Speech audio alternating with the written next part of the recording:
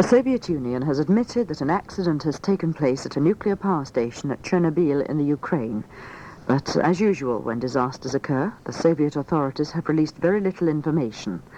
The news agency TASS issued a report in which it spoke of casualties, but without saying how many there were or how great was the destruction caused. TASS said one of the station's reactors was damaged in the accident, that measures were being taken to eliminate the consequences, and that aid was being sent to the injured. Our Moscow correspondent, Peter Ruff, has been studying what little information the Russians have made available. There seems little doubt that the speedy announcement of the accident came because other countries, Sweden, Finland and Norway, detected high discharges of radioactivity in the air. It was Sweden which first reported the concern to the Soviet authorities through its embassy in Moscow. They were told that no accident had been reported to the nuclear energy authorities here, but that they would be kept informed. It's clear now that this was an accident that the Soviet Union knew it could not keep quiet. Most of the TASS report was devoted to highlighting nuclear accidents elsewhere in the world. It quoted figures for the United States where it said there were 2,300 accidents, breakdowns or faults registered in 1979 alone. This accident, said TASS, was the first of a Soviet nuclear power station. It has been reported but never confirmed that there was huge contamination near Sverdlovsk in the Urals in 1958, which killed hundreds of people and forced the permanent evacuation of thousands of others over a 50 square mile area. But that was at a nuclear waste facility, not a power plant. Now, for an assessment of the implications of the accident, here's our science correspondent, Clive Cookson.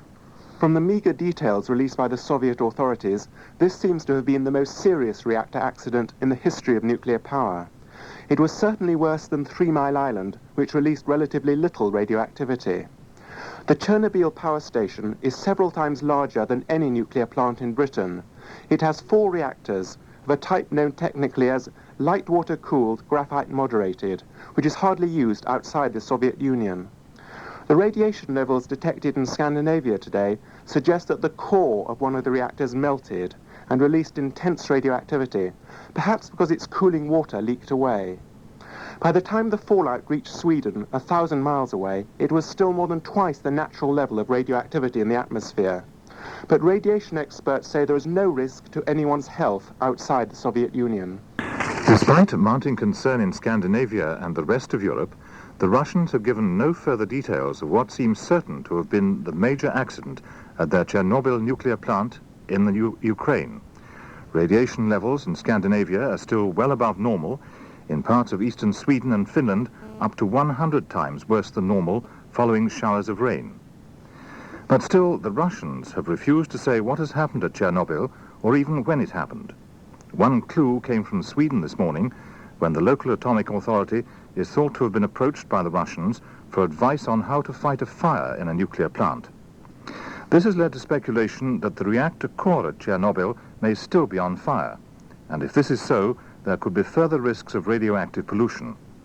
The Swedes have told the Russians that they've no practical experience of fighting such fires, and are said to have referred the Soviet officials to the British Atomic Energy Authority, which had to put out a fire at wind scale in the 1950s. Further confirmation of this possible development came a few minutes ago when it was reported from Bonn that the Russians were seeking West German advice on how to fight a fire at a nuclear installation. But there's been no word on any of this from Moscow. However, as our correspondent in the Soviet capital, Peter Ruff, reports, evidence reaching that city suggests that there's been a major disaster. From what we can glean from a few telephone conversations with people in Kiev, life seems to be going on as normal. There are unconfirmed reports that people living near the power plant 50 miles away are being evacuated by bus. An American who's with a party of more than 70 British and US students on a 3-month exchange visit there said there was no obvious sign that anything is seriously wrong. They went to classes as normal, and Soviet officials were only able to tell them what the brief Soviet news agency report said yesterday. Local radio stations do not appear to be making any special announcements. There's been no contact yet with the site of the accident, and since it's a top-secret nuclear installation, there probably won't be. Here in Moscow, the Soviet Foreign Ministry is finding itself under increasing diplomatic pressure to disclose more about the accident, which everyone seems to agree must be a serious one. The accident at Chernobyl has led to increased radiation levels throughout Scandinavia, and the governments of Sweden, Denmark and Norway are formulating an official protest over the way the Soviet authorities have handled the issue. It's thought the accident may have happened on Saturday, but yesterday morning the Russians were still denying that anything was wrong. This report from Julian Isherwood in Copenhagen. The Institutes of Radiation Hygiene in both the Danish and Norwegian capitals are still measuring increased levels of radiation more than 72 hours after the accident at Chernobyl is thought to have taken place. Both institutes say that their measurements show neither a rise nor fall in the amount of iodine, cesium and cobalt pollution which has been brought to Scandinavia on the prevailing southeasterly winds. Although Swedish measurements suggest that there has been a fall in their isotope counts, this, the institutes say, is due to the fact that while Sweden and Finland received the full brunt of the pollution, Denmark and Norway are on the periphery. It takes longer for a fall to be registered there, they say. According to nuclear scientists throughout the region, there's no danger to the populations in any of the 4 Nordic countries, despite levels of radiation 5 times the normal. Nonetheless, there's not an iodine tablet to be found in Oslo or Copenhagen. Within a few hours of the announcement that unusual levels of radioactivity had been detected, queues started forming at chemists. The tablets prevent the thyroid gland from absorbing radioactive iodine, one of the isotopes discovered in the air after the accident. Scientists at Britain's National Radiological Protection Board, based at Harwell in Oxfordshire, say that measurements they've been taking this morning confirm that no radiation from the Soviet leak has reached this country. A spokesman for the Weather Centre in London said the prevailing winds are likely to continue to carry any radioactivity away from Britain. It became clear during today that the Chernobyl nuclear accident is far from over. The Russians have asked Swedish and West German experts for help in coping with what they themselves are now calling a disaster. And there are reports of a mass evacuation of an area north of Kiev around the stricken nuclear plant, though there has been no official confirmation of this. The latest developments suggest that the graphite moderator, which controls the nuclear reactor, has caught fire, and the Russians are having great trouble putting out the flames. This may be because the intense radioactivity is preventing the Soviet firefighters getting close enough to smother the fire with carbon dioxide or water. The nuclear fuel rods in the reactor are surrounded with graphite, a pure form of carbon like coal, and the heat of the burning graphite is presumably driving off more radioactive gases from the metal fuel rods, which must have melted by now. Britain experienced a similar graphite fire in the 1957 Windscale accident, and the UK Atomic Energy Authority is probably better placed than any other in the world to advise the Soviet authorities, but it has not yet been asked for help. This afternoon, Radio Moscow's English language service described the accident for the first time as a disaster. The disaster was the first one at Soviet nuclear power plants in more than 30 years. The use of nuclear energy for peaceful purposes is a vital necessity for humanity because of the gradual exhaustion of conventional fuels. Drastic measures are being carried out to guarantee the power reactor's reliability and safety. Nevertheless, our observer notes, as this accident and many others at nuclear power facilities in Western countries show that the application of nuclear power, even for peaceful purposes, can be dangerous. Later, Radio Moscow withdrew the word disaster, speaking of an error in translation. The Soviet authorities are still giving away very little about the accident to their own citizens, as Peter Ruff reports from Moscow. I understand the Soviet government may break its silence by running an authorized report on its main television news bulletin, which has just gone on the air. But it's clear that they're dealing with a major accident, and the fire in the core of the 1,000 megawatt light water reactor is still not under control. During the day, fears for the safety of people in the 2 main cities closest to the accident, Kiev and Minsk, have faded. People in both places report that life is going on as normal. But there are unconfirmed reports that an evacuation was ordered covering the 30-mile radius of the plant itself. Buses and lorries from Kiev may have been used to ferry people away. One source of anxiety is the effect the radiation may have on a huge local reservoir close to the plant. Here in Moscow, Soviet people are expressing puzzlement and concern. All they've been told on television and radio is that the reactor is damaged and that there are casualties. Facts which were not even mentioned in the morning newspapers although the evening paper Izvestia reproduced the one-paragraph announcement issued by the Council of Ministers 24 hours earlier. It became clear that the reactor was still burning when the Russians appealed informally for assistance this morning from Sweden and West Germany. The Swedes referred the Russians to Britain. The Germans said they were ready to help, as Diana Goodman reports from Bonn. The first request from the Soviet Union to West Germany came at 8 o'clock this morning when staff at the Atomic Forum, a centre run by the German atomic energy industry, turned up for work. There, waiting to see them, were two officials from the Soviet embassy who said they'd been sent to ask for help.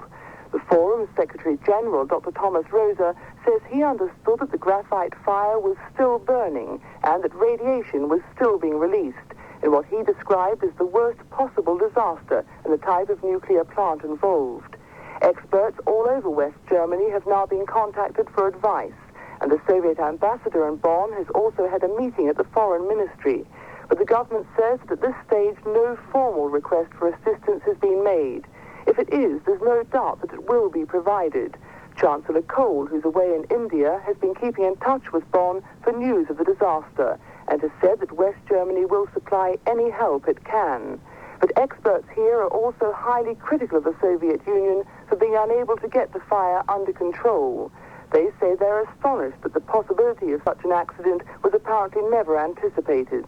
The first intimation of a nuclear disaster came from the Scandinavians at the weekend, when they detected rising levels of radioactivity in the atmosphere. Scandinavian scientists are continuing to monitor the situation, and they say that the level of radioactivity is no longer increasing.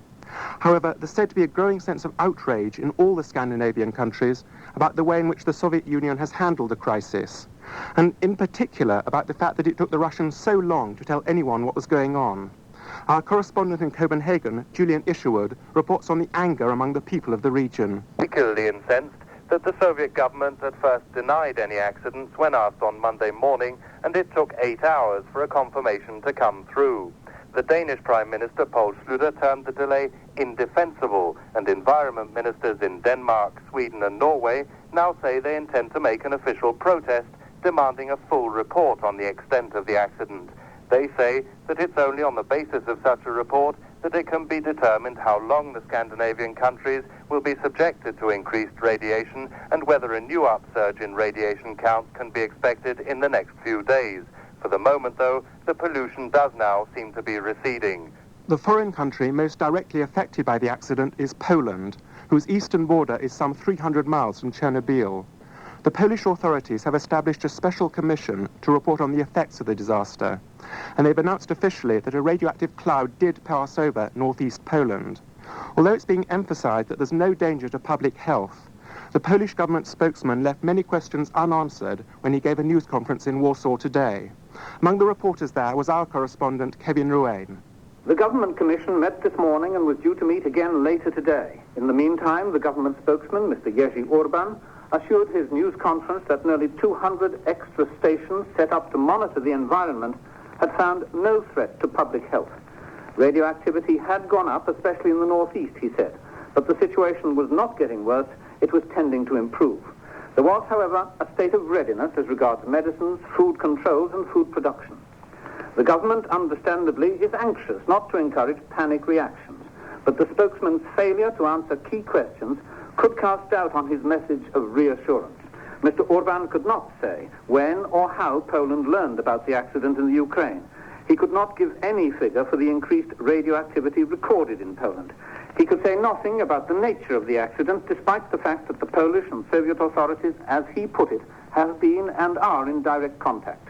The impression is that Poland will say nothing until the Soviet Union says it first.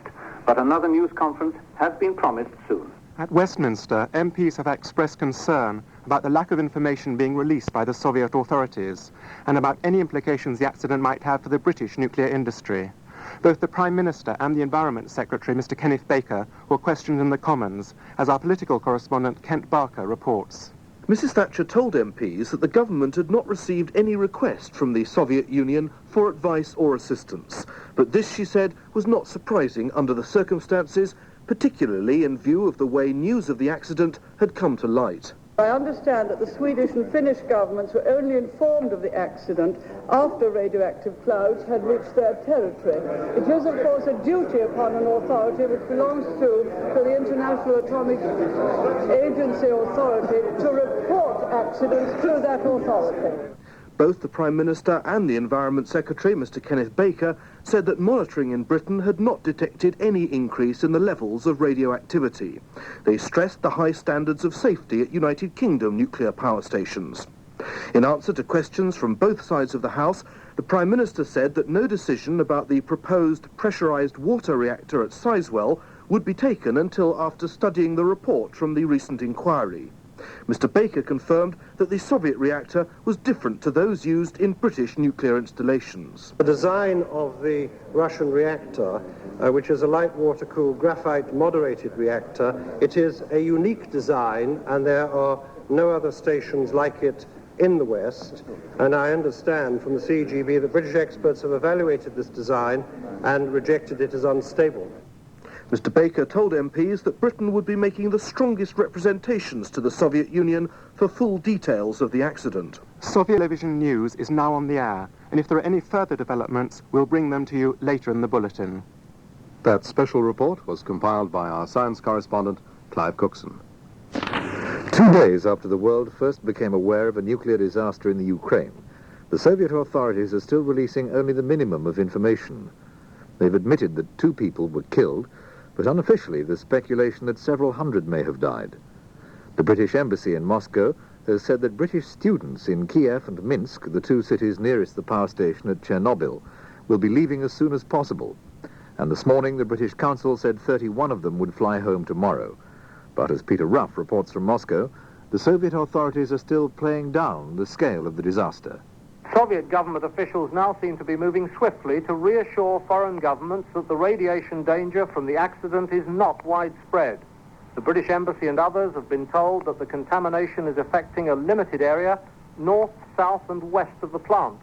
And that seemed to be confirmed by a government spokesman in West Germany who said that the new Soviet ambassador there, Yulik Vitinsky, had given them the same information. But the Soviet government does not seem prepared to go much further than that, and the assumption must be that they are still dealing with the reactor. We understand there's a security zone with a radius of about 30 miles around the accident site. The Soviet media is not deviating from the government statement last night, which announced that 2 people were dead and medical assistance being given to an unspecified number of others. There are no public announcements in the Ukraine Republic giving warnings of radioactive contamination. The British Embassy here says the advice to Britons is not to visit any areas in the western sector of the Soviet Union for the time being. And British students and teachers in Kiev and Minsk who are anxious to leave are being booked on trains which will get them into Moscow early tomorrow morning. Several European countries are continuing to report higher than normal levels of radiation. People in central and northeast Sweden are being advised not to drink rainwater. Finland has already issued similar advice. And there's growing concern in Poland, where the authorities have restricted sales of milk. There are also plans for children in Warsaw and northeastern Poland to be given doses of iodine to counteract the effects of radioactivity. Reporting from Warsaw, Kevin Ruane. From this morning, children in Warsaw were supposed to be given single doses of a liquid iodine preparation in schools and health service clinics.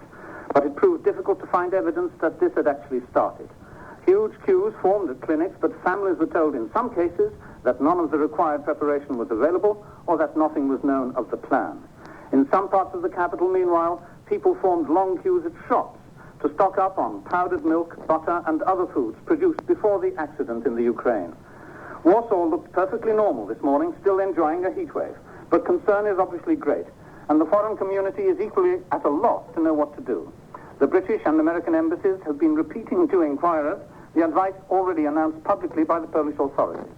The British Embassy has prepared a bulletin advising British parents to wash their children's clothes and hair every day. But further advice from the Polish authorities will definitely be sought. Small amounts of fallout from the nuclear power station accident in the Soviet Union have been detected over southeast England. A spokesman for the National Radiological Protection Board, which is monitoring the situation, has stressed that there will be no danger to health. Meanwhile, the Foreign Office has issued new advice to British travellers to Eastern Europe. is still advising people against going to Kiev, the western Ukraine, Minsk, Byelorussia and Lithuania, unless absolutely necessary, but is now thought safe to visit Leningrad, Moscow and the east of the Soviet Union. For a report on the radiation reaching this country, here's Roger Currell. The first signs that the radioactive cloud had reached Britain were detected last night, and so far radioactive readings have been taken by scientists in Kent, Berkshire, Oxfordshire and Dorset. The monitoring is being supervised by the National Radiological Protection Board, and I asked the board's director, Mr. John Dunster, how concentrated were the samples they'd taken. They are really very dilute. They're quite hard to measure. They represent something which is at least 1,000 times lower than would be permissible over the whole year for members of the public, as far as we've got so far. So what risk do British people face then from them? In simple terms, none at all, because the levels are really so low. We're only talking about the equivalent of very small extra periods of natural background. There really is, in any sensible meaning of the word, no risk. But these are only the first parts of the remnants to come over Britain. Are we going to get more, and is it going to get worse? We don't know how long it'll go on for. I don't see any reason to believe it'll get much worse. It may just continue at the same level, and it could continue for some days. Mr. Dunster says the cloud could move across the Midlands and the north of England, although this depends on the direction of the wind.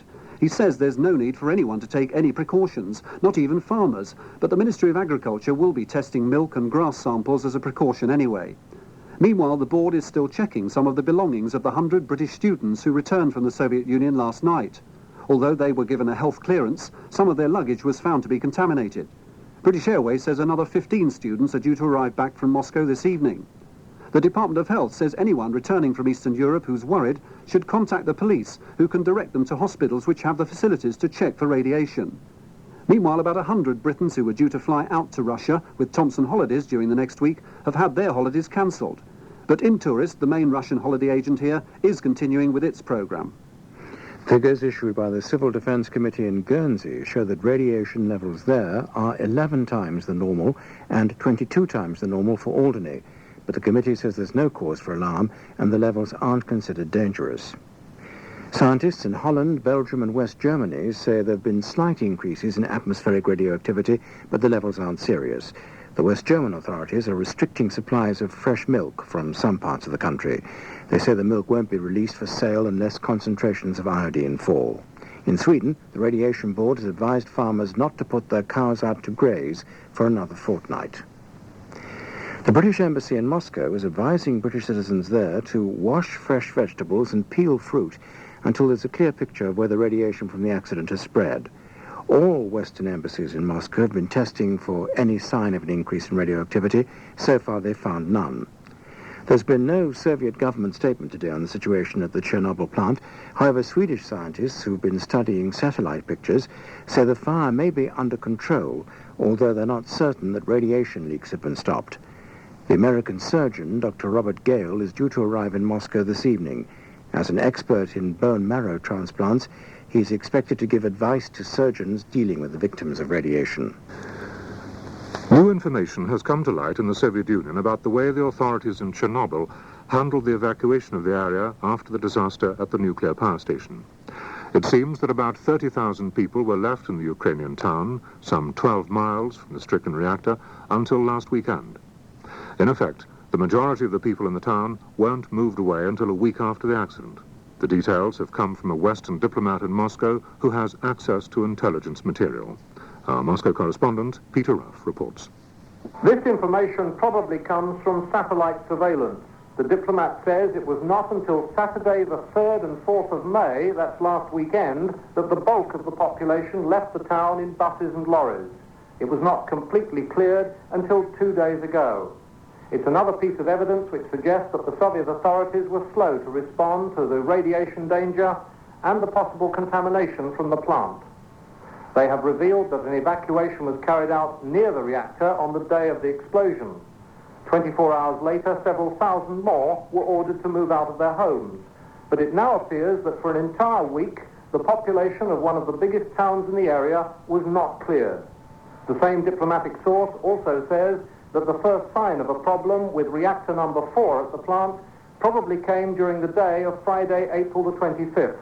A power failure probably shut down the cooling unit, and there was a build-up of gas which exploded in the early hours of Saturday morning. The diplomat said it was beneath contempt for the Soviet authorities to have acted as they did. It had been a dirty trick, he said, against their own population and the rest of the world.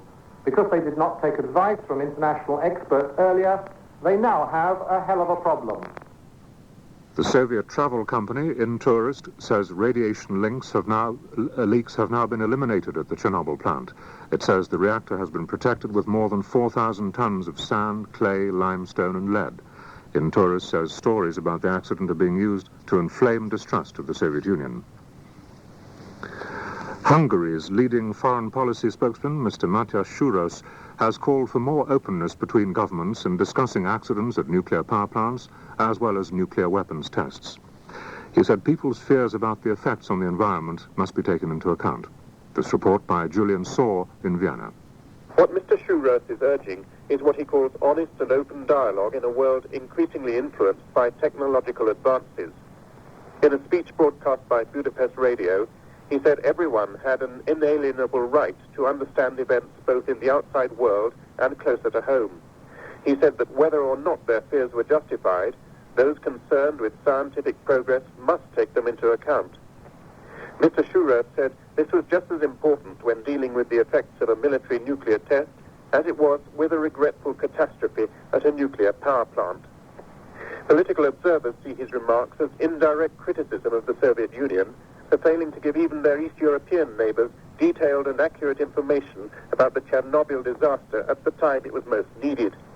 Only 2 days ago, Hungarian television's correspondent in Moscow spoke of the difficulty about getting proper details. He said he'd been trying in vain all day. The government has not yet released today's official bulletin on the effects of the Chernobyl accident in Britain, but our science correspondent understands that levels of radioactivity are falling slowly in the air, on the ground, and in fresh foods as the remains of the Chernobyl cloud continue to disperse and break up. Scientists are still emphasizing that people do not need to take precautions except to avoid drinking large amounts of rainwater. During Prime Minister's question time in the Commons, the Labour leader, Mr. Neil Kinnock, spoke of a widespread feeling that there was insufficient coordination between government departments over the release of information about the Chernobyl accident. He also urged Mrs. Thatcher to ensure that when such information was released, it was put in a form the public could understand clearly. The Prime Minister said she sympathised with this point, and that was why a special information room had been set up at the Department of the Environment. In response to another question, Mrs. Thatcher said the safety record of the nuclear power industry in Britain had been excellent. She believed that record would continue, and as a result, the industry would regain public confidence. The European Commission in Brussels has banned, with immediate effect, import of fresh meat and live animals from the areas of Eastern Europe most affected by the Chernobyl disaster. The ban relates to the Soviet Union, Bulgaria, Romania, Hungary, Czechoslovakia, Poland and Yugoslavia. Other proposals to ban imports of other fresh foods need the approval of the 12 EEC governments. Senior diplomats finished drawing up the list of products only late last night, and the deadline for consideration was extended from 5 o'clock this afternoon until tomorrow lunchtime. A ban would take effect from Saturday.